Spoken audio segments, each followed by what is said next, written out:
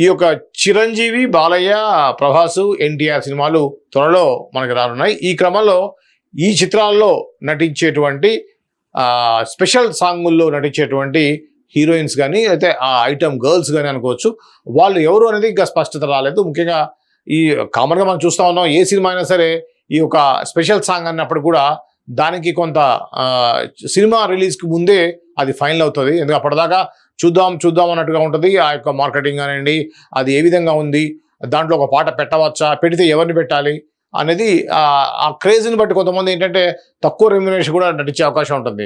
Cinema అద్భుతంగా వచ్చింది, ఖచ్చితంగా విజయం సాధిస్తుంది అనుకున్నప్పుడు అలా కాకుండా ఈ సాంగ్ వల్లే ఆ సినిమా హైలైట్ అవుతున్నప్పుడు ఆటోమేటిక్గా డిమాండ్ చేస్తారు. సో అలా కాకుండా ఇప్పుడు అదే కోవలో చిరంజీవి, బాలకృష్ణ అఖండ 2, చిరంజీవి విశ్వంబర, సలార్, అట్లా ఎన్టీఆర్ సినిమాలో. సో ఇలా ఈ సినిమాలన్నింటిలో కూడా ప్రత్యేక గీతంలో ఎవరు చేస్తున్నారు అనేది ఇంకా సస్పెన్స్గా ఉంది అనేది ఈ యొక్క ఇది. సో ఆ యొక్క ప్రత్యేక గీతానికి ఎలాగో ఒక ప్రత్యేకమైనటువంటి ఇంపార్టెన్స్ అయితే ఉంటుంది, దాని మీద స్పెషల్ ఇంట్రెస్ట్ తోటి చేస్తారు. సో అది మనం చూసాం పుష్ప 2లో కూడా ఐటమ్ సాంగ్స్ ఎంత పెద్ద హిట్ అయ్యాయో, సినిమా విజయానికి కూడా ఖచ్చితంగా ఆ యొక్క ఐటమ్ సాంగ్స్ దోహదపడతాయి.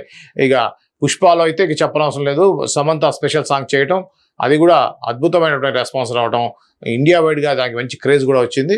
సో ఈ క్రమంలో ఈ యొక్క పెద్ద హీరోల సినిమాల్లో ఐటమ్ సాంగ్స్ చేసేటువంటి తారలు ఎవరు అనేది ఈ యొక్క ప్రత్యేకమైనటువంటి ఆర్టికల్లో రాశారు.